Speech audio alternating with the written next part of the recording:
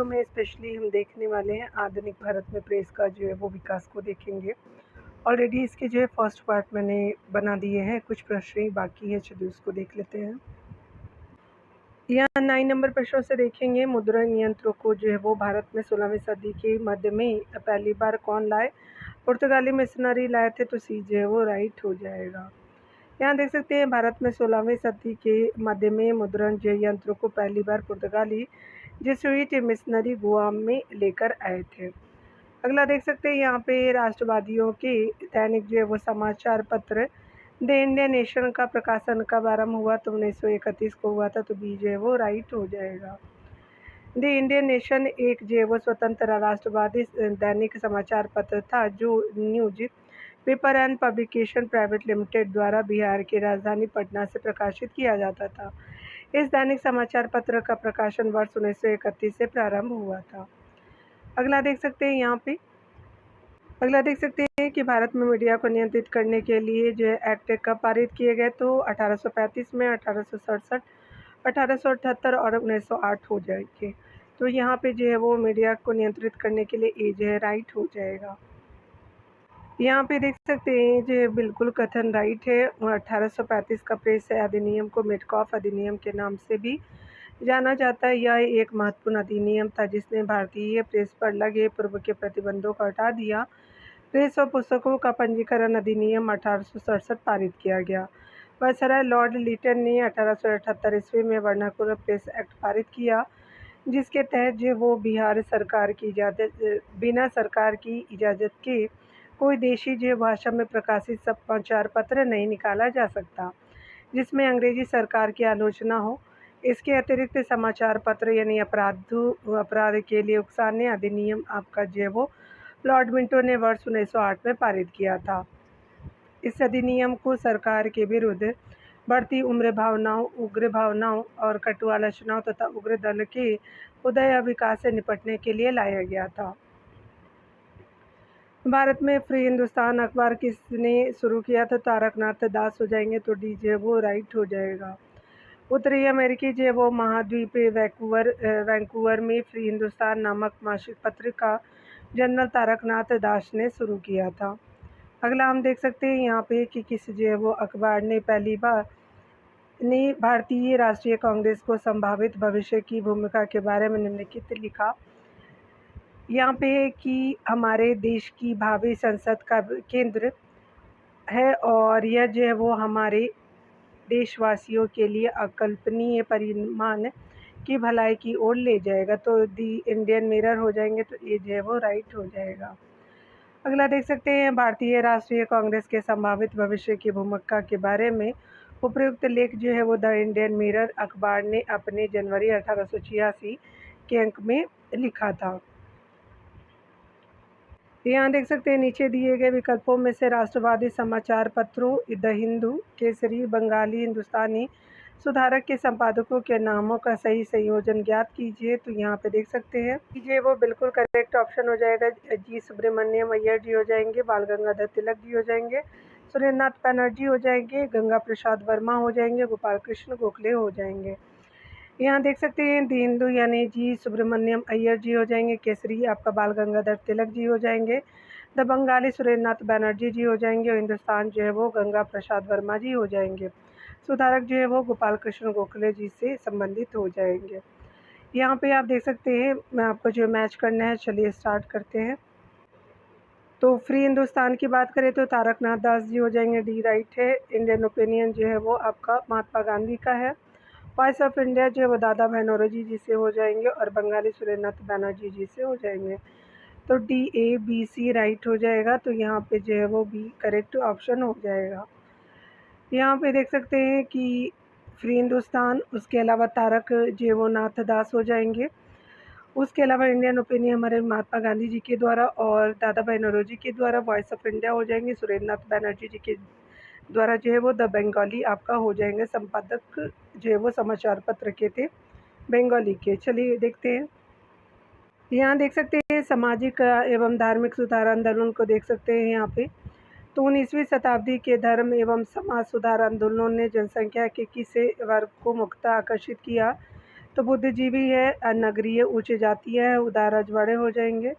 यहाँ पे जो निर्धन सर्वसाधारण वर्ग नहीं है, तो स्पेशली जो वो डी राइट हो जाएगा। 19वीं शताब्दी के धार्मिक और सामाजिक सुधार आंदोलनों का भारत के आधुनिक इतिहास में विशेष स्थान है। इन आंदोलनों ने बुद्धिजीवियों और मध्यम वर्ग को सर्वाधिक प्रभावित किया। निर्धन सर्वसाधारण वर्ग इन जैवो आदि आंदोलनों से लगभग अप्रभावित ही रहा। बुद्धिजीवी, नगरीय उच्च जातियाँ एवं जो उदार रजवाड़े इन आंदोलनों से प्रभावित थे। यहाँ देख सकते हैं फराइजी कौन थे, तो स्पेशली हाजी शरीयतुल्लाह के अनुयायी थे, तो स्पेशली जो है वो ई राइट हो जाएगा। अकॉर्डिंग टू ऑप्शन जो है वो देख सकते हैं यहाँ पे डिटेल सेक्शन को फराइजी यानी फरेजी भी बोलते हैं।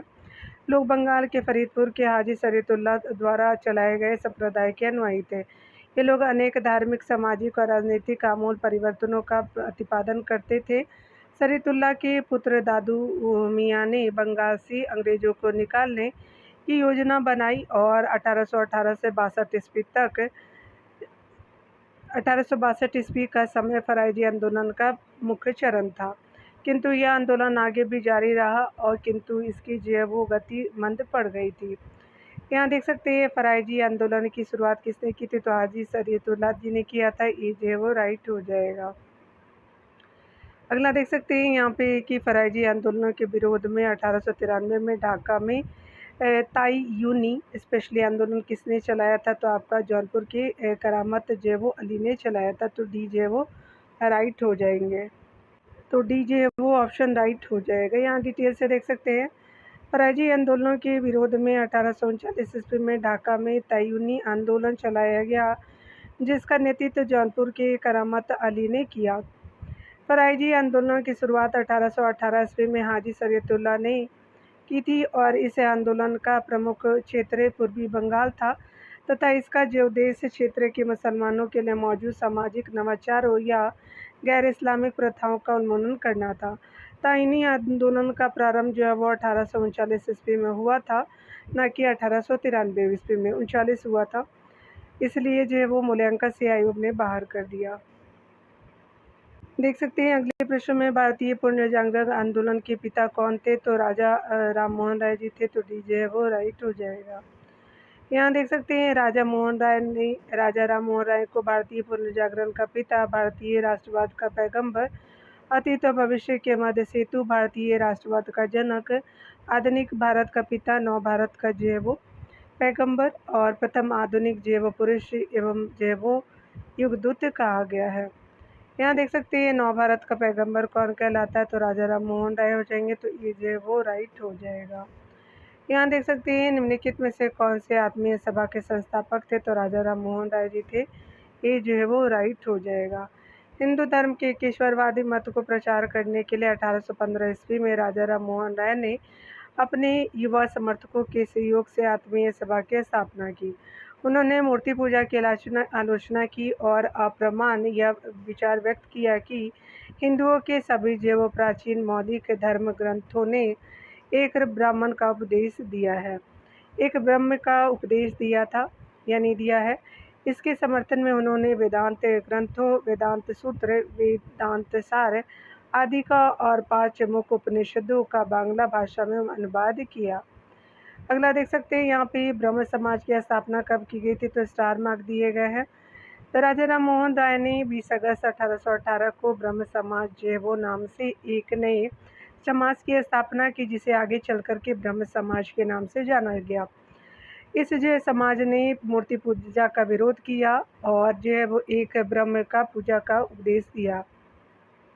ये ऐसे लोगों की जमानत थी जो ईश्वर की एकता में विश्वास करते थे और मूर्ति पूजा से अलग रहते थे। ब्रह्म समाज में सामाजिक रीति रिवाज एवं धार्मिक कर्मकांडों को अधिक महत्व नहीं दिया जाता था। ब्रह्म समाज ने जो वो रंग, वर्ण अथवा जो मत का विचार किए बिना मानव मात्र के प्रति प्रेम एवं जीवन की उच्चतम विधि के रूप में मानवता की सेवा पर बल दिया। दिए गए विकल्प में कोई जो विकल्प सही नहीं है। राजा राम मोहन राय द्वारा ब्रह्म समाज की स्थापना तो 1828 में किया गया, तो सी राइट हो जाएगा। यहाँ देख सकते हैं सती को आप गैर कानूनी किसने घोषित किया, तो विलियम बेंटिक थे। तो बी जो वो राइट हो जाएगा। ऑप्शन देख सकते हैं यहाँ पे डिटेल को। लॉर्ड विलियम बेंटिक ने बंगाली सती विनियमन 1829 के नियम 17 द्वारा जो सती प्रथा पर प्रतिबंध लगा दिया। प्रारंभ में यह कानून केवल बंगाल प्रेसिडेंसी में लागू किया गया था, परंतु 1830 ईस्वी में इसे बंगाल और मद्रास प्रेसिडेंसी में भी लागू किया गया। प्रार्थना समाज के संस्थापक कौन थे? तो आत्माराम पांडुरंग जी थे। ए जो है वो राइट हो जाएगा। प्रार्थना समाज की स्थापना 1867 ईस्वी में बम्बई में स्पेशली आचार्य केशव चंद्र सेन की प्रेरणा से आत्माराम पांडुरंग द्वारा की गई थी। महात्मा महादेव गोविंद रानडे इस संस्था से 1868 ईस्वी में जुड़े। इस संस्था का मुख्य उद्देश्य जाति प्रथा का विरोध, स्त्री पुरुष की विवाह की आयु में वृद्धि, विधवा विवाह एवं स्त्री शिक्षा को प्रोत्साहन देना था। रानडे का सामाजिक सुधार आंदोलन 19वीं शताब्दी के जो वो अंत तक सफलतापूर्वक जारी रहा। अगला है कि भारतीय स्वतंत्रता संग्राम के दौरान प्रार्थना समाज की स्थापना किसने की? तो आत्माराम पांडुरंग जी हो जाएंगे। ये जो है वो राइट हो जाएगा। अगला देख सकते हैं 19वीं सदी के जो है वो उत्तरार्ध में नव हिंदूवाद के सर्वश्रेष्ठ प्रतिनिधि कौन थे? तो हमारे स्वामी जो है वो विवेकानंद जी थे। भी राइट हो जाएगा। स्वामी विवेकानंद ने 1 मई 1897 ईस्वी में रामकृष्ण मिशन की स्थापना अपने गुरु की स्मृति में की थी। इन्होंने संन्यास धारण करके धार्मिक ग्रंथों का विशद अध्ययन किया। अपने गुरु की शिक्षाओं की व्याख्या को साकार करने का जो है वो श्रेय स्वामी विवेकानंद 1863 से 1902 को है, यानी विवेकानंद को है। उन्होंने इस शिक्षा का साधारण भाषा में वर्णन किया। स्वामी विवेकानंद इस नवीन हिंदू धर्म के प्रचारक के रूप में उभरे। 1893 में वे जो है वो शिकागो गए, जहां उन्होंने पार्लियामेंट ऑफ वर्ल्ड्स रिलीजन यानी विश्व धर्म परिषद में अपना जो सुप्रसिद्ध भाषण दिया। इस भाषण से उन्होंने पश्चिमी संसार के सामने पहली बार भारत की संस्कृति की महत्ता को जो है वो प्रभावकारी तरीके से प्रस्तुत किया। इसके बाद उन्होंने अमेरिका और इंग्लैंड में भ्रमण किया और हिंदू धर्म का प्रचार किया। स्वामी जी ने जो है वो हिंदू धर्म की इस पक्ष मुझे मत छेड़ो की बहुत भर्त्सना की। उनके अनुसार जो है वो हिंदू धर्म अब केवल खान पान तक ही सीमित रह गया था। वह जो है वो निर्धनों के धनिक वर्ग द्वारा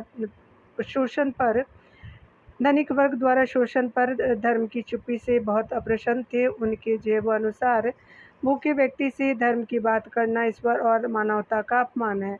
विवेकानंद ने कोई जो राजनीतिक जो है वो संदेश नहीं दिया, परंतु फिर भी उन्होंने अपने लेखों और भाषणों द्वारा नई पीढ़ी में अपने भूतकाल में एक नवीन जो है वो आत्मगौरव की भावना जगाई। वह एक जो है वो पक्के देशभक्त थे। सुभाष चंद्र बोस ने उनके बारे में कहा था कि जहाँ तक बंगाल का संबंध है, हम जो है वो विवेकानंद को आधुनिक राष्ट्रीय आंदोलन का आध्यात्मिक पिता कह सकते हैं। अगला देख सकते हैं इनमें से किसने 1893 में शिकागो में आयोजित धर्म संसद में भाग लिया था? तो ये हमारे स्वामी विवेकानंद जी थे। भी राइट हो जाएगा। अगला देख सकते हैं कि स्वामी विवेकानंद ने रामकृष्ण मिशन की स्थापना कब की थी? तो 1897 में। तो डी राइट हो जाएगा। अगला है कि राष्ट्रवाद की आध्यात्मिक दिशा किसके द्वारा लोकप्रिय बनाई? तो ये विवेकानंद जी के द्वारा। सी जो है वो राइट हो जाएगा। स्वामी विवेकानंद का राष्ट्रवाद जो औपनिवेशिक शासन और जनता की व्यापक गरीबी और पीड़ा के द्वारा पैदा हुआ था, भारतीय आध्यात्मिकता पर आधारित था। स्वामी विवेकानंद हृदय एवं आत्मा से सच्चे राष्ट्रवादी थे। उन्होंने स्वतंत्रता के प्रति राष्ट्रवाद का आध्यात्मिक दृष्टिकोण अपनाया। सुभाष चंद्र बोस ने स्वामी विवेकानंद को आधुनिक राष्ट्रवादी आंदोलन का आध्यात्मिक पिता कहा था। दयानंद सरस्वती द्वारा स्थापित है, तो स्पेशली जो है आर्य समाज हो जाएंगे। तो बी जो है वो राइट हो जाएगा। दयानंद सरस्वती, जिनका नाम मूल शंकर था, ने 1875 में बम्बई में आर्य समाज की स्थापना की, जिसका मुख्य उद्देश्य प्राचीन वैदिक धर्म की शुद्ध रूप से पुनः स्थापना करना था। आर्य समाज आंदोलन का प्रसार जो है वो प्राय पाश्चात्य प्रभावों की प्रतिक्रिया के रूप में हुआ। 1877 ईस्वी में आर्य समाज का मुख्यालय जो है वो लाहौर में स्थापित किया गया, जिसके उपरांत आर्य समाज का अधिक प्रचार हुआ। शुद्ध वैदिक परंपरा में विश्वास के चलते स्वामी जी ने पुनः वेदों की ओर लौटो का नारा दिया स्वामी दयानंद का उद्देश्य था कि भारत को धार्मिक, सामाजिक और राष्ट्रीय रूप से एक कर दिया जाए। धार्मिक क्षेत्र में वह जो है वो मूर्ति पूजा, बहुदेववाद, अवतारवाद, पशु बलि श्रद्धा और जो है वो तंत्र मंत्र तथा झूठे कर्मकांडों को स्वीकार नहीं करते थे। वह वेदों को ईश्वरीय ज्ञान मानते थे तथा उपनिषद काल तक के साहित्य को स्वीकार करते थे। आर्य समाज के नियम और सिद्धांत सबसे पहले बम्बई में गठित किए गए, पुनः उसे जो वो 1877 ईस्वी में लाहौर में संपादित कर एक निश्चित रूप दिया गया था। बाद में आर्य समाज का प्रचार प्रसार जो है वो पंजाब में अत्यधिक सफल रहा तथा जो कुछ सीमा तक उत्तर प्रदेश, गुजरात और राजस्थान में भी इसे आपको सफलता मिली। महात्मा हंसराज और पंडित गुरुदत्त जी, लाला लाजपत राय तथा स्वामी श्रद्धानंद इसके विशिष्ट कार्यकर्ताओं में से थे। 1893 में आर्य समाज दो गुटों में बट गया और एक जो है वो गुट पाश्चात्य शिक्षा का समर्थक था, जबकि दूसरा गुट जो है वो पाश्चात्य शिक्षा का विरोधी था। पाश्चात्य शिक्षा के विरोधी में जो है वो स्वामी श्रद्धानंद, अन्य नाम जो है वो महात्मा मुंशीराम था, लेखराम प्रमुख थे। इन लोगों ने 1902 में गुरुकुल कांगड़ी यानी गुरुकुल कांगड़ी विश्वविद्यालय की स्थापना की। पाश्चात्य शिक्षा के समर्थकों में लाला लाजपत राय और हंसराज प्रमुख थे। इन लोगों ने दयानंद एंग्लो जो है वो वैदिक कॉलेज की स्थापना की, यानी डीएवी का। यहाँ देख सकते हैं स्वामी दयानंद द्वारा आर्य समाज की स्थापना की गई तो 1875 में बम्बई में किया गया। डी राइट हो जाएगा। आर्य समाज की स्थापना किसने की तो दयानंद सरस्वती हो जाएंगे, सी राइट हो जाएगा। किसने 1873 में सत्यशोधक समाज की स्थापना की तो ज्योतिबा फुले जी हो जाएंगे, तो बी जो है वो राइट हो जाएगा। 1873 में सत्यशोधक समाज की स्थापना ज्योतिबा फुले ने की थी। इन्होंने शक्तिशाली गैर ब्राह्मण आंदोलन का संचालन किया। इन्होंने अपनी पुस्तक गुलामगिरी यानी 1873 एवं अपने संगठन सत्यशोधक समाज के द्वारा पाखंडी ब्राह्मणों एवं उनके अवसरवादी धर्म ग्रंथों से जो है वो निम्न जातियों की रक्षा की आवश्यकता पर बल दिया। देख सकते हैं सत्यशोधक समाज की स्थापना किसने की तो ज्योतिबा फुले जी ने किया था, बी जो है वो राइट हो जाएगा। अगला देख सकते हैं भारत में नारी आंदोलन इनकी जो प्रेरणा से प्रारंभ हुआ तो ज्योतिबा फुले जी हो जाएंगे, डी जो है वो राइट हो जाएगा।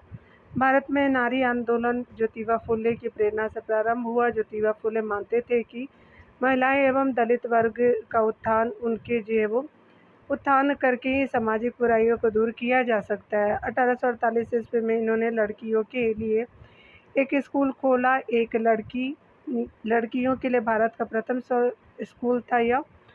और आधुनिक भारत में महिला आंदोलन की प्रेरणा आपका स्रोत रमाबाई रानडे रही।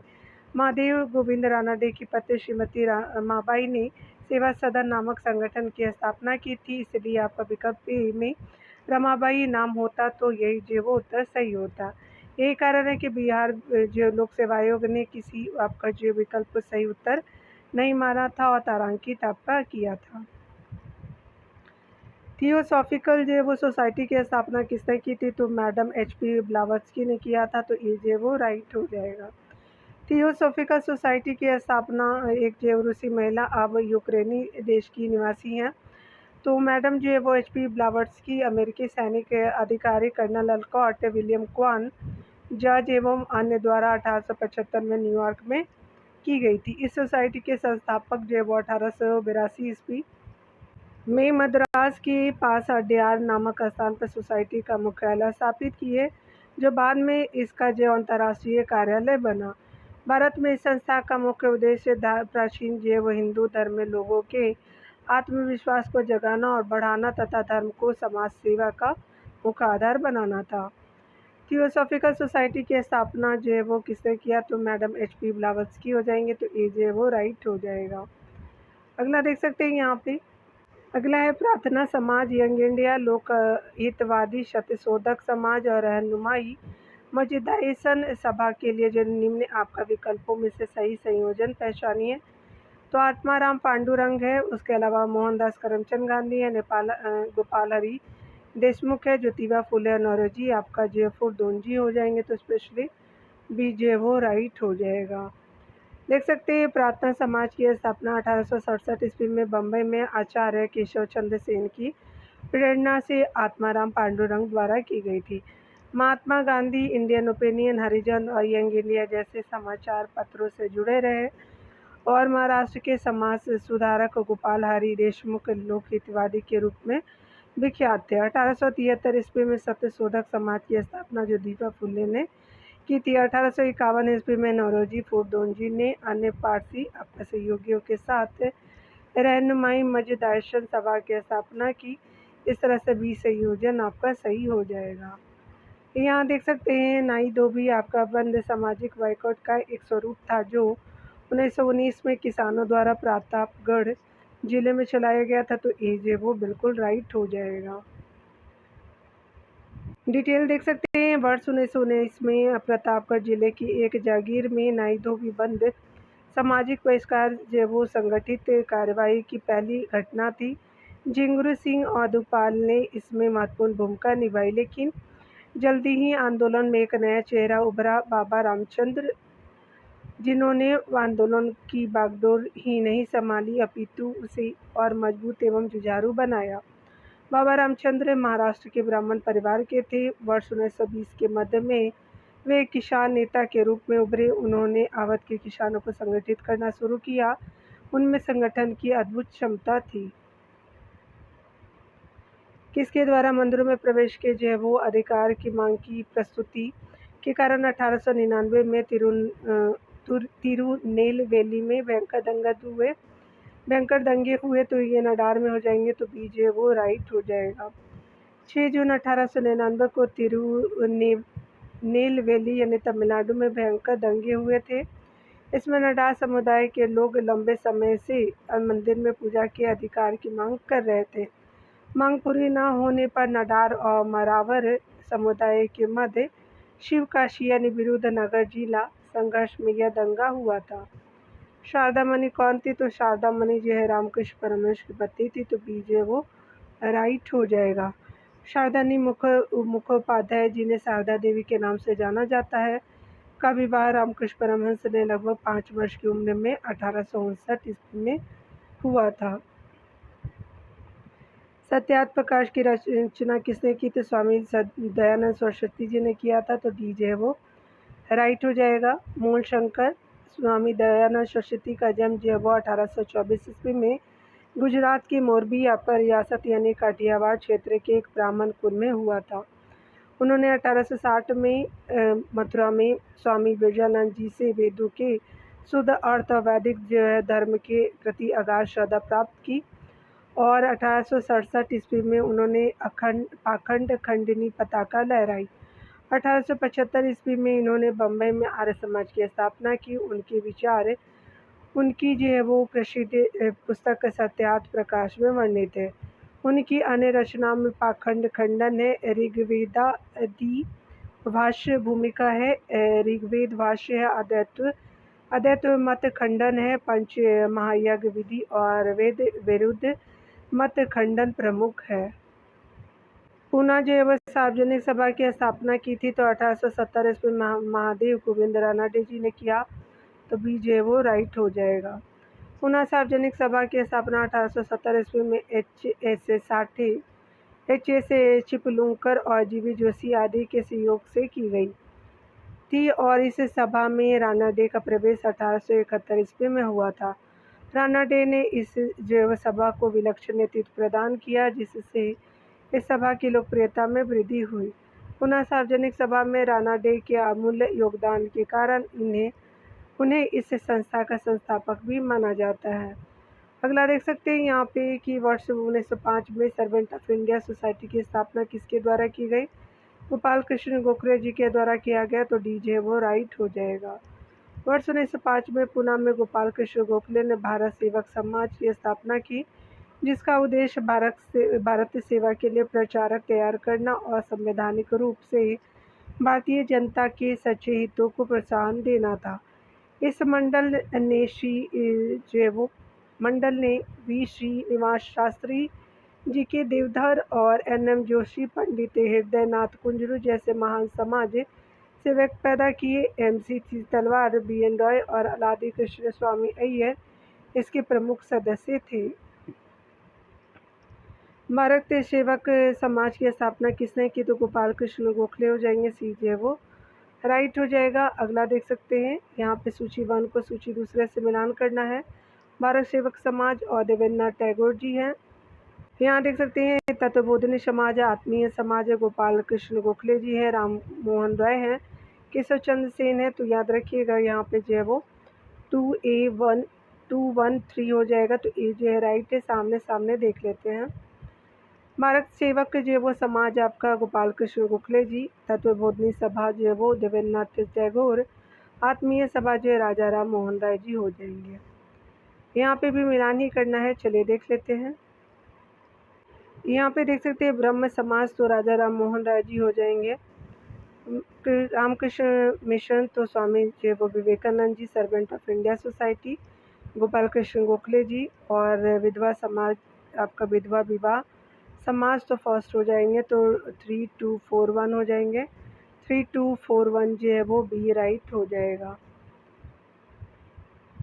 यहाँ देख सकते हैं ब्रह्म समाज जो है Raja Ram Mohan Roy ji, Swami Vivekananda, Ramakrishna mission, Gopal Krishna Gokhale, servant of India society, Vishnu Shastri Pandit, विधवा जो है वो विवाह समाज हो जाएगा।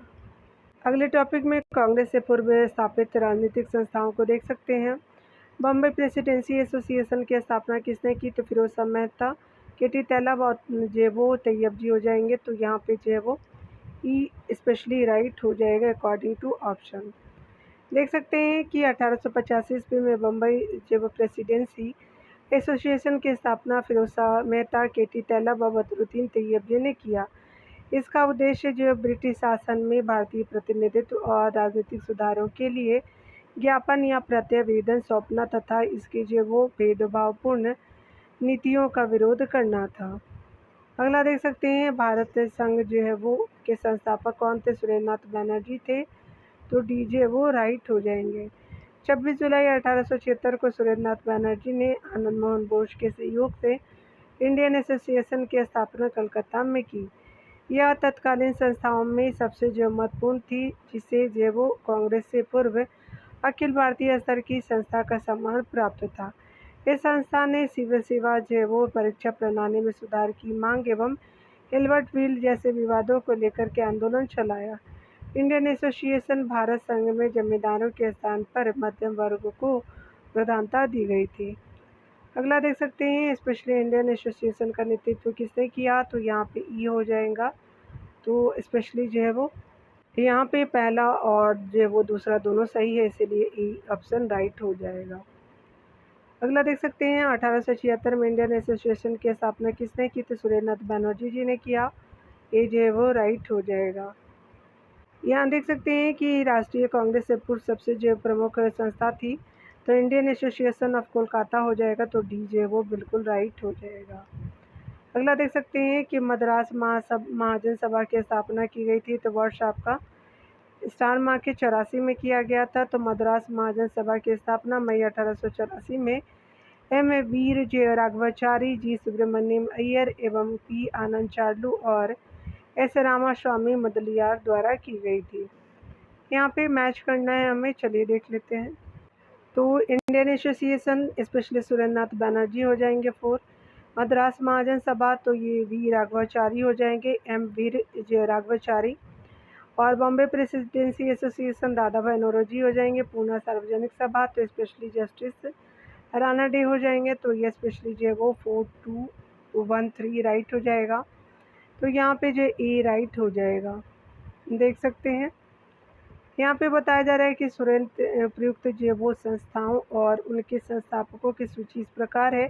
Indian association Surendranath Banerjee, Poona Sarvajanik Sabha Mahadev Govind Ranade, Bombay presidency association Firoz Shah Mehta और मद्रास महाजन सभा एम वीर राघवाचारी हो जाएंगे। यहाँ पे बताया जा रहा है भारतीय राष्ट्रीय कांग्रेस के बारे में। तो भारतीय राष्ट्रीय कांग्रेस के प्रथम अधिवेशन में कितने प्रतिनिधियों ने भाग लिया था? तो 72 ने लिया था। तो सी जो है वो राइट हो जाएगा।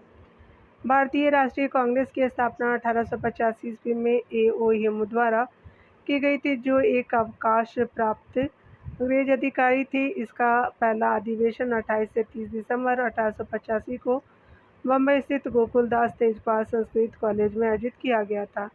इसमें कुल 72 प्रतिनिधियों ने भाग लिया। इनमें से जो है वो जिनसे 38 जो है जिनमें से 38 प्रतिनिधि बम्बई के और 21 जो है वो सदस्य मद्रास के, 3 बंगाल से, 7 जो है वो सदस्य उत्तर पश्चिम प्रांत और अवध यानी वर्तमान यूपी से और 3 सदस्य पंजाब से सम्मिलित हुए।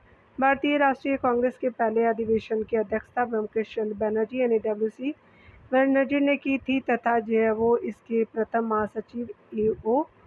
स्वयं ए.ओ. ह्यूम थे। ठीक है, यहाँ देख सकते हैं 1885 ईस्वी में भारतीय राष्ट्रीय कांग्रेस का प्रथम अधिवेशन किस स्थान पर हुआ? तो बम्बई में हुआ। बी जो है राइट हो जाएगा। भारतीय राष्ट्रीय कांग्रेस की स्थापना की गई थी तो वर्ष 1885 में। सी जो वो राइट हो जाएगा। यहाँ देख सकते हैं भारतीय राष्ट्रीय कांग्रेस की स्थापना की गई थी तो ए.ओ. ह्यूम जी के द्वारा, तो ए जो है वो राइट हो जाएगा। अगला देख सकते हैं कि भारतीय राष्ट्रीय कांग्रेस के संस्थापक जो वो कौन थे? तो बी जो है वो राइट हो जाएगा, तो ए.ओ. ह्यूम जी हो जाएंगे। यहाँ देख सकते हैं भारतीय राष्ट्रीय कांग्रेस के संस्थापक थे, एक असैनिक सेवक थे, तो ई जो है वो राइट हो जाएगा। अगला प्रश्न में देख सकते हैं कि भारतीय राष्ट्रीय कांग्रेस का प्रथम अधिवेशन कहाँ हुआ था? बम्बई में किया गया था, तो सी जो है वो राइट हो जाएगा। यहाँ देख सकते हैं भारतीय राष्ट्रीय कांग्रेस के दूसरे अधिवेशन की अध्यक्षता किसने की थी? दादाभाई नौरोजी हो जाएंगे, तो सी जो है वो राइट हो जाएगा। कांग्रेस का दूसरा अधिवेशन 1886 ईस्वी में कलकत्ता में हुआ। इसकी जो है वो अध्यक्षता दादाभाई नौरोजी ने की थी। अगला देख सकते हैं भारतीय राष्ट्रीय कांग्रेस की प्रथम महिला अध्यक्ष कौन थी? तो श्रीमती एनी बेसेंट जी थी, तो बी राइट हो जाएगा। 1917 में बनी थी। एनी बेसेंट आयरिश मूल की महिला थी और वे जो है वर्ष 1907 से 1933 तक थियोसॉफिकल सोसाइटी की प्रधान रही। वर्ष 1916 में होम रूल लीग का गठन किया तथा वर्ष 1917 में भारतीय राष्ट्रीय कांग्रेस की पहली महिला अध्यक्ष बनी। वर्ष आपका 1925 में कानपुर में हुए भारतीय राष्ट्रीय कांग्रेस के अधिवेशन में सरोजिनी नायडू कांग्रेस की प्रथम भारतीय महिला अध्यक्ष एवं दूसरी महिला अध्यक्ष बनी। वर्ष 1947 से 49 तक वे उत्तर प्रदेश यानी तत्कालीन नामजेव संयुक्त प्रांत की राज्यपाल भी रही। किस वर्ष में एक भारतीय महिला जो वो स्पेशली भारतीय राष्ट्रीय कांग्रेस की अध्यक्ष बनी थी? तो ये भारतीय 1925 का हो जाएगा, तो ई राइट हो जाएगा। ये जो है वो सरोजिनी नायडू जी बनी थी 1925 में। एनी बेसेंट जी जो है वो 1917 में बनी थी। इंडियन नेशनल जो है वो कांग्रेस की पहली जो वो प्रथम भारतीय महिला अध्यक्ष कौन थी? तो ये हमारी एनी बेसेंट जी थी। सरोजिनी नायडू जी थी, भारतीय है तो इसलिए। ठीक है, तो सी राइट हो जाएगा। भारतीय राष्ट्रीय कांग्रेस की प्रथम महिला अध्यक्ष कौन थी? तो एनी बेसेंट जी हो जाएंगी। अगर इंडियन रहेगा तो हमारे नायडू जी हो जाएंगी, लेकिन भारतीय नहीं है तो बी राइट हो जाएगा। यहाँ देख सकते हैं कि भारतीय राष्ट्रीय कांग्रेस के द्वितीय जो वो सम्मेलन में कितने मुस्लिम प्रतिनिधियों ने भाग लिया था? तो द्वितीय सम्मेलन में 33 मुस्लिम प्रतिनिधियों ने भाग लिया था, बी राइट हो जाएगा। कांग्रेस का द्वितीय सम्मेलन 27 से 30 दिसंबर 1886 को दादा भाई नौरोजी की अध्यक्षता में कलकत्ता में संपन्न हुआ था। कांग्रेस के दूसरे अधिवेशन में कुल जो वो 436 पंजीकृत प्रतिनिधियों ने भाग लिया था। कांग्रेस के प्रथम सम्मेलन में जहां मुस्लिम प्रतिनिधियों की संख्या 2 थी, वहीं दूसरे सम्मेलन में 33 और तीसरे सम्मेलन यानी 1987 में 81 तथा जो चौथे सम्मेलन में 211 थी। 33 हो जाएंगे, 81 और 221 जो वो आपका पहुंच गई थी। भारतीय राष्ट्रीय कांग्रेस के पहले मुस्लिम अध्यक्ष कौन थे? तो बदरुद्दीन तैयब जी थे, तो बी जो है वो राइट हो जाएगा। भारतीय राष्ट्रीय कांग्रेस के प्रथम मुस्लिम अध्यक्ष होने का गौरव बदरुद्दीन तैयब को है। ये भारतीय राष्ट्रीय कांग्रेस के 27 से 30 दिसंबर 1887 को मद्रास में संपन्न हुए तीसरे अधिवेशन के अध्यक्ष पद के लिए चुनेगा। भारतीय राष्ट्रीय कांग्रेस के द्वितीय मुस्लिम अध्यक्ष कौन थे? तो बदरुद्दीन तैयब जी थे। तो यहाँ याद रखिएगा द्वितीय मुस्लिम अध्यक्ष की बात की जा रही है। तो पहले तो आपके बदरुद्दीन तैयब जी थे, द्वितीय जो है वो रहमतुल्ला मोहम्मद सयानी हो जाएंगे, तो सी जो है वो राइट याद रखिएगा। यहाँ डिटेल से देख सकते हैं भारतीय राष्ट्रीय कांग्रेस के द्वितीय मुस्लिम अध्यक्ष रहमतुल्ला मोहम्मद सयानी थे। भारतीय राष्ट्रीय कांग्रेस का 12वां अधिवेशन 28 से 31 दिसंबर 1886 तक कलकत्ता में रहमतुल्ला सयानी की अध्यक्षता में आयोजित हुआ था। भारतीय राष्ट्रीय कांग्रेस के पहले मुस्लिम अध्यक्ष बदरुद्दीन तैयब थे। अगला देख सकते हैं, महात्मा गांधी ने भारतीय राष्ट्रीय कांग्रेस के किस अधिवेशन की अध्यक्षता की? तो 1924 की थी, तो बी जे वो राइट हो जाएगा। दिसंबर 1924 में बेलगाम में कांग्रेस के 39वें वार्षिक अधिवेशन की अध्यक्षता महात्मा गांधी ने की थी। इस अधिवेशन में एक प्रस्ताव द्वारा यह निश्चित किया गया कि गांधी जी के रचनात्मक कार्यों पर बल दिया जाए। इसी अधिवेशन में गांधी नेहरू दास समझौता यानी गांधी स्वराज्यिष्ट पैक्ट को अनुमोदित किया गया। सुरक्षा वाल्व सिद्धांत के आधार पर भारतीय राष्ट्रीय कांग्रेस की स्थापना ब्रिटिश सरकार को खतरे से बचाने के लिए थी। उपयुक्त जैव विचार किस नेता के थे? तो लाला लाजपत राय जी के थे, तो यहाँ पे बी राइट हो जाएंगे। यहाँ देख सकते हैं, सुरक्षा वाल्व सिद्धांत यानी सेफ्टी वाल्व प्रिंसिपल का उपयोग करम दल के नेता लाला लाजपत राय ने अपनी पुस्तक यंग इंडिया में किया था। वे कांग्रेस को डफरिन के दिमाग की उपज मानते थे। लाला लाजपत राय का मानना था कि अंग्रेजों ने कांग्रेस संगठन का उपयोग जो वो ब्रिटिश सरकार को खतरों से बचाने के लिए किया है। किसने कहा था कि कांग्रेस आंदोलन न तो लोगों द्वारा प्रेरित था, न ही यह उनके द्वारा सोचे या योजनाबद्ध किया गया था? तो लाला लाजपत राय जी हो जाएंगे, तो डी जे वो राइट हो जाएगा। लाला लाजपत राय ने अपनी पुस्तक यंग इंडिया में लिखा है कि कांग्रेस आंदोलन न तो लोगों द्वारा प्रेरित था, न ही यह जो वो उनके द्वारा सोचे या योजनाबद्ध किया गया था। अगला देख सकते हैं कि मुझे विश्वास है कि कांग्रेस अपने विनाश की तरफ जा रही है और मेरी यह बड़ी इच्छा भारत में रहते होगी कि इसके शांति प्रिय निधन के लिए जो इसका सहायक बनूं। यह किसने कहा था? तो लॉर्ड कर्जन ने कहा था, तो सी जे वो राइट हो जाएगा। अंग्रेज शासक समझते थे कि नरमपंथियों के नेतृत्व में कांग्रेस काफ़ी कमज़ोर है, जनता में इसकी पैठ नहीं है, अतः इसे जो खत्म किया जा सकता है। इस नीति का सबसे बड़ा प्रवक्ता आपका लॉर्ड कर्जन था। 18 नवंबर 1900 को कर्जन ने भारत के राज्य सचिव को लिखे पत्र में कहा था कि मुझे विश्वास है कि कांग्रेस अपने विनाश की तरफ जा रही है और मेरी यह बड़ी इच्छा भारत में रहते होगी कि इसके शांतिप्रिय निधन के लिए इसका सहायक बनूं। वर्ष 1903 में उन्होंने मद्रास के गवर्नर को लिखा, जब से मैं भारत आया हूँ मेरी नीति यही रही है कि किसी भी तरह कांग्रेस को नपुंसक बना दूँ। वर्ष 1904 में कर्जन ने कांग्रेस अध्यक्ष के नेतृत्व में प्रतिनिधिमंडल से मिलने से इनकार कर दिया था।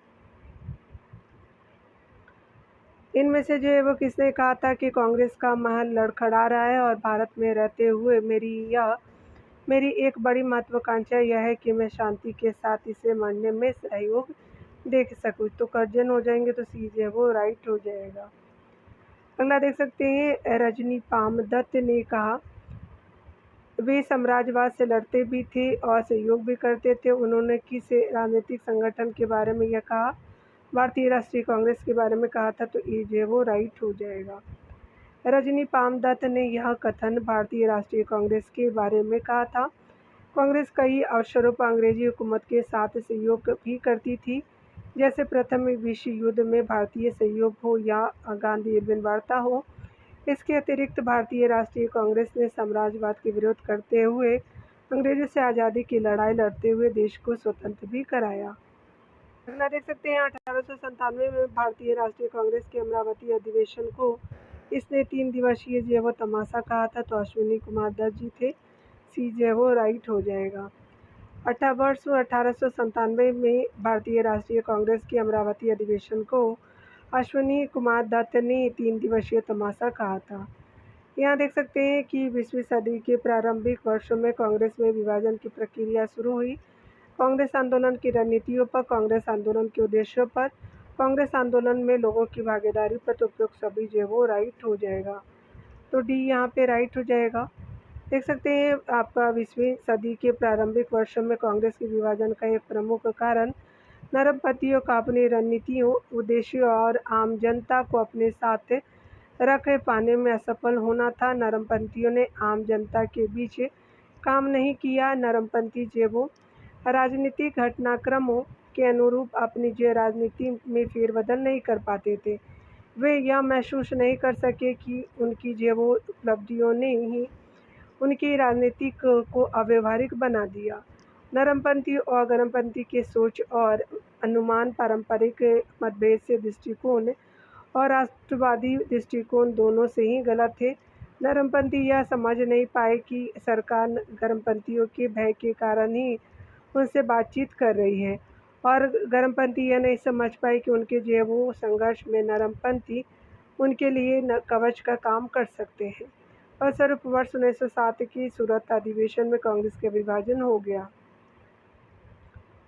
1916 के लखनऊ जो वो सत्र के दौरान भारतीय राष्ट्रीय कांग्रेस के अध्यक्ष कौन थे, जहां कांग्रेस और जो वो गरम दल ने समझौते पर हस्ताक्षर किए, तो आरसी मजूमदार जी हो जाएंगे, तो ए जो है वो अंबिकाचरम मजूमदार जी हो जाएंगे, तो बी जो है वो राइट हो जाएगा। देख सकते हैं वर्ष 1916 के लखनऊ सत्र के दौरान भारतीय राष्ट्रीय कांग्रेस के अध्यक्ष अंबिकाचरम मजूमदार थे, और इस अधिवेशन में गरम दल का कांग्रेस में पुनः जब प्रवेश हुआ तथा कांग्रेस मुस्लिम आपका लीग समझौता भी इसी अधिवेशन में हुआ था। अगला देख सकते हैं 1918 में मॉन्टेग्यू जो वो मॉन्टफोर्ड सुधारों पर कांग्रेस ने एक महत्वपूर्ण रुख अपनाया। इसके कारण जो पुराने उदारवादी अवशेष सप्रू, जयकर और चिंतामणि टूट गए, जिन्होंने गठन किया तो इंडियन जो वो नेशनल लिबरल फेडरेशन का किया था, तो ये जो वो राइट हो जाएगा। यहाँ देख सकते हैं अगस्त 1917 में भारत के राष्ट्रीय राज्य सचिव एडविन मॉन्टेग्यू ने ब्रिटिश संसद में एक महत्वपूर्ण घोषणा की, जिसे मॉन्टेग्यू घोषणा अगस्त घोषणा कहा गया।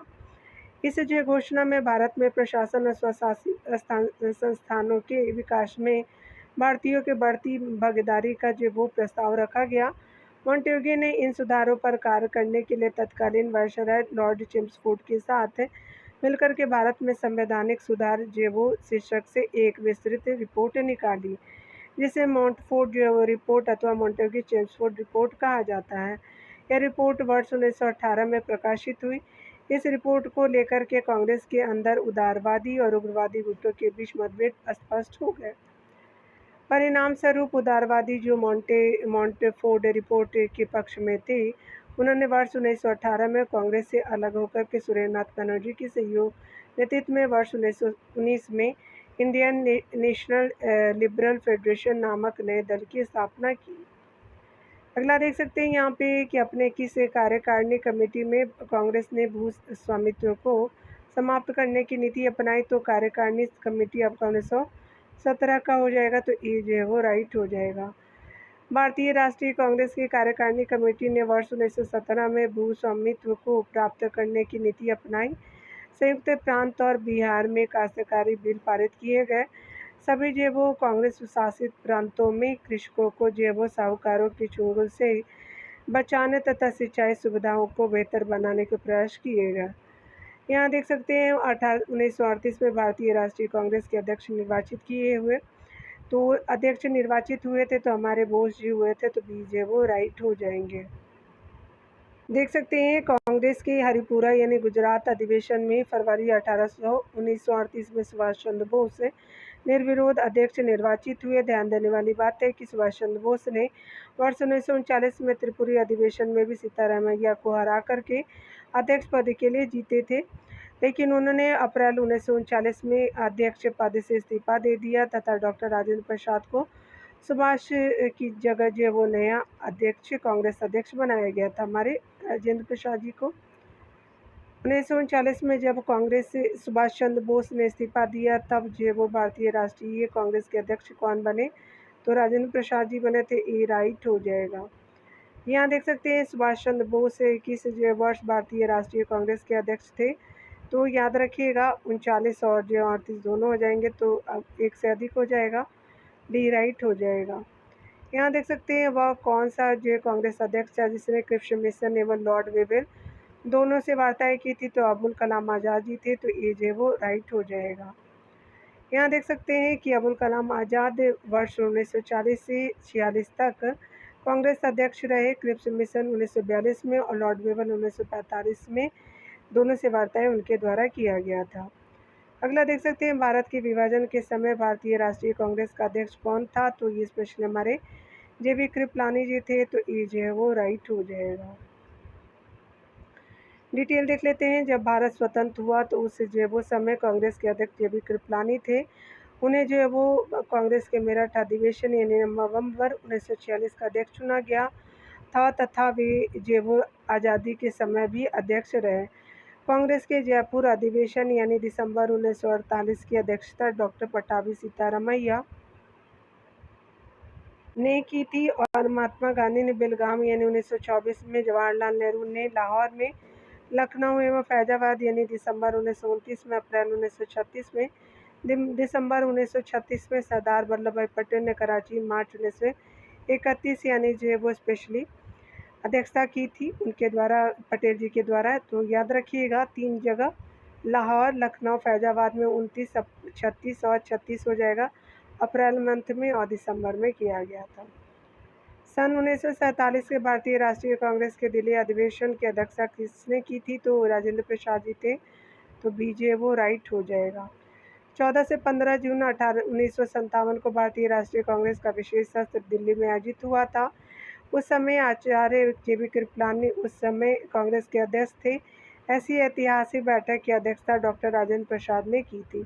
इस बैठक का मुख्य उद्देश्य माउंटबेटन योजना पर विचार विमर्श करना था। यहाँ देख सकते हैं स्पेशली इलाहाबाद में संपन्न कांग्रेस कार्यकारिणी की समिति की बैठक अप्रैल मई 1942 में निम्नलिखित सदस्यों में से एक सदस्य भारत के नाजीवाद, फाशीवाद और साम्राज्यवादी विरोधी निश्चित रुख के कारण जापान के विरुद्ध गुरिल्ला युद्ध की अपनी योजना के पक्ष में बहुमत जुटाने में सक्षम हुए। वे थे तो जवाहरलाल नेहरू जी थे। तो डी जे वो राइट हो जाएगा। देख सकते हैं पंडित जवाहरलाल नेहरू ने भारत के नाजीवाद, फाशीवाद तथा साम्राज्यवादी विरोधी निश्चित जे रुख के कारण जापान के विरुद्ध गुरिल्ला युद्ध की अपनी योजना के पक्ष में इलाहाबाद में हुई कांग्रेस कार्यकारिणी समिति की बैठक जो 1942 में हुई थी 13 मई को, इसमें बहुमत प्राप्त किया था।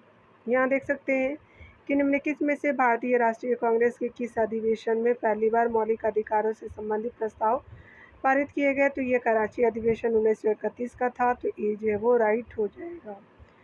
गांधी इरविन समझौता, दिल्ली समझौते के नाम से जानते हैं, को मंजूरी देने के लिए सरदार वल्लभ भाई पटेल की अध्यक्षता में 29 से 31 मार्च 1931 को कांग्रेस का कराची अधिवेशन हुआ।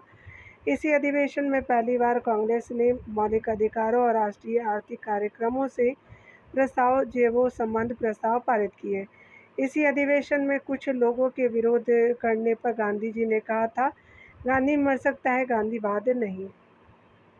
अगले टॉपिक में कांग्रेस में गर्म दल और नरम दल को देखते हैं। कांग्रेस में किस भारतीय नेता ने प्रथम बार उदारवादियों पर सुरक्षित बाल सिद्धांत का प्रयोग करने का आक्षेप लगाया था? तो लाला लाजपत राय जी थे। तो बी जो है वो राइट हो जाएगा। देख सकते हैं सबसे पहले कांग्रेस के उग्रपंथी नेता आपका लाला लाजपत राय ने वर्ष 1916 में प्रकाशित अपनी पुस्तक यंग इंडिया में इस सिद्धांत का सहारा लेकर के कांग्रेस के उदारवादी नेताओं पर आरोप लगाया कि वे एक ऐसी संस्था चला रहे हैं जिसे ब्रिटिश शासक सुरक्षा बल की तरफ प्रयोग कर रहे हैं। अगला देख सकते हैं अधिकतर नरमपंथी थे। तो आपका जो है वो शहरी क्षेत्र से थे। तो बी जो है वो राइट हो जाएगा। उदारवादी राजनीति या राजनीतिक भिक्षावृत्ति के युग में अधिकतर नरमपंथी नेता तथा दादा भाई नौरोजी, फिरोज शाह मेहता और दीनशा वाचा, ब्योमकेश चंद्र बनर्जी और सुरेंद्र नाथ बनर्जी जैसे नेता शहरी क्षेत्रों से संबंधित थे। इस काल में कांग्रेस पर समृद्धिशाली मध्यम वर्गीय बुद्धिजीवियों का, जिनमें वकील, डॉक्टर, इंजीनियर, पत्रकार एवं साहित्यिक व्यक्ति सम्मिलित थे, का अधिकार था। उपाधियां और जो वो बड़े बड़े पद इन लोगों के लिए आकर्षण जो वो रखते थे। कांग्रेस में आने वाले वे जो वो प्रतिनिधि बड़े बड़े नगरों से आते थे और जन साधारण से इनका संपर्क सीमित था। फिरोज शाह मेहता ने स्वयं कहा था कि कांग्रेस की आवाज़ जनता की आवाज़ नहीं है, परंतु उनके साथ रहने वाले अन्य देशवासियों का यह कर्तव्य है कि इनकी भावनाओं को समझे और उन्हें जो वे व्यक्त करें, उनके उपचार का प्रयत्न करें। निम्न में से कौन जो उग्रपंथी नहीं थे? तो आपका गोपाल कृष्ण गोखले नहीं थे। तो डी जे वो राइट हो जाएंगे। यहाँ देख सकते हैं अगर हम बात करें यहाँ पे गोपाल कृष्ण गोखले उदारवादी खेमे से संबंधित थे। वह स्वभाव और मृदु न्यायप्रियता में विश्वास करते थे। उन्हें विश्वास था कि देश का पुनरुद्धार उत्तेजना के मंदिरों में नहीं हो सकता। वे साधन और साधन दोनों की पवित्रता में विश्वास करते थे। इन्हीं विचारों से प्रभावित होकर के गांधी जी उनके शिष्य बन गए। इन्होंने 1889 ईस्वी में बॉम्बे कांग्रेस से अधिवेशन के मंच से राजनीति में भाग लिया। 1897 ईस्वी के उन्हें और दिनसा वाचा को भारतीय व्यय के लिए नियुक्त वेल्बी आयोग के सम्मुख साक्ष्य देने को कहा गया। वर्ष 1899 में वह वो बम्बई विधान परिषद के लिए और कालांतर में इंपीरियल लेजिस्लेटिव काउंसिल के लिए चुने गए थे। यहाँ देख सकते हैं कि भारतीय राष्ट्रीय आंदोलन गर्मपंथियों के प्रभावाधीन आया, तो 1906 के बाद आया, तो ये वो राइट हो जाएगा। वर्ष 1906 के बाद भारतीय राजनीति में कांग्रेस के भीतर गर्म दल का प्रभाव बढ़ा। गर्म दल का नेतृत्व प्रमुख कांग्रेसी नेता बाल गंगाधर तिलक, लाला लाजपत राय, विपिन चंद्र पाल और अरविंद घोष ने मिलकर किया। अगला देख सकते हैं कि निम्नलिखित में से कौन सा नेता कांग्रेस के गर्म दल से संबंधित था, तो अरविंद घोष ही थे, तो ए राइट हो जाएगा। अरविंद घोष कांग्रेस के गर्म दल के नेता थे। वह गर्म दल के 4 स्तंभों लाला लाजपत राय, बाल गंगाधर तिलक और विपिन चंद्र पाल और अरविंद घोष में से एक थे। 1893 से 94 में अपने लेख में उन्होंने कहा था कि कांग्रेस श्रमिक वर्ग से दूर है और राष्ट्रवादी है और पूर्णतः असफल रही है, और कांग्रेस के ब्रिटिश शासकों को अप्रसन्न करने के भय से स्पष्ट न कहने की नीति को कायरता की संज्ञा दी।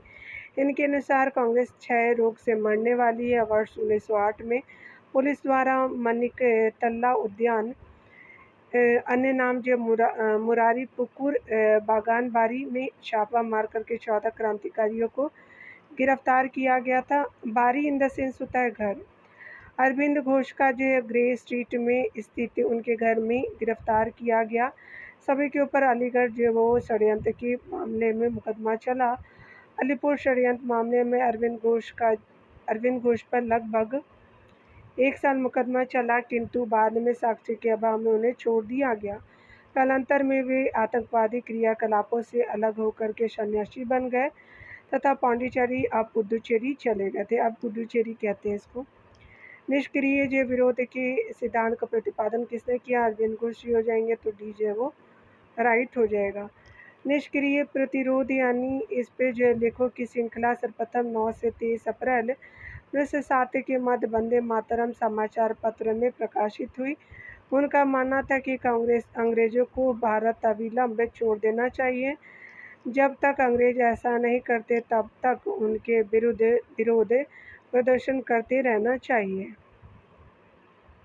अगला है राष्ट्रीय आंदोलन में निम्न से किसको नरम दलीय के तौर पे नहीं जाना जाता, तो बाल गंगाधर तिलक जी को नहीं जानते, गर्म दल के रूप में जानते हैं, ये राइट हो जाएगा। उग्रवाद के 4 स्तंभों लाला लाजपत राय, बाल गंगाधर तिलक, अरविंद घोष और विपिन चंद्र पाल में बाल गंगाधर तिलक इस विचारधारा के अग्रदूत थे। उन्होंने कांग्रेस की अनुनय विनय जैव नीति की आलोचना की। तिलक ने कांग्रेस के बारे में कहा था कि यदि हम वर्ष में एक बार मेढक की तरह टर्राए तो हमें कुछ नहीं मिलेगा। दादाभाई नौरोजी गोपाल कृष्ण गोखले कांग्रेस के नरमपंथी नेता थे, जबकि एमडी रानाडे समाज सुधारक थे। यहाँ देख सकते हैं बाल गंगाधर तिलक लोकमान्य तिलक के नाम से जाने लगा जब जो है वो स्पेशली यहाँ पे जो है वो ई राइट हो जाएगा। यहाँ पे कि वे लोकप्रिय जो है वो शिक्षक बने। उन्होंने एक लोकप्रिय अखबार जो है वो शुरू की। सरकार ने उन्हें जो है वो रैंड मर्डर केस में अभियुक्त बनाया। उन्होंने शिवाजी और गणपति उत्सव शुरू किए, तो यहाँ पे ई दिए हुए हैं, चलिए देख लेते हैं। ब्रिटिश सरकार ने बाल गंगाधर तिलक को पुणे के तत्कालीन पुलिस कमिश्नर WC रैंड और लेफ्टिनेंट हायस्ट की हत्या के मामले में अभियुक्त बनाया। तिलक को जो है वो दोषी पाया गया और उन्हें 18 माह के कठोर कारावास की सज़ा सुनाई गई। जब वे जेल से बाहर आए तो वे राष्ट्रीय नायक के रूप में उभरे। इस तरह किसी एक घटना नहीं बल्कि अनेक राष्ट्रवादी कार्यों के बाद तिलक को लोकमान्य की उपाधि दी गई थी। यहाँ देख सकते हैं, स्वराज मेरा जन्मसिद्ध अधिकार है और मैं इसे लेकर के रहूँगा। किसने कहा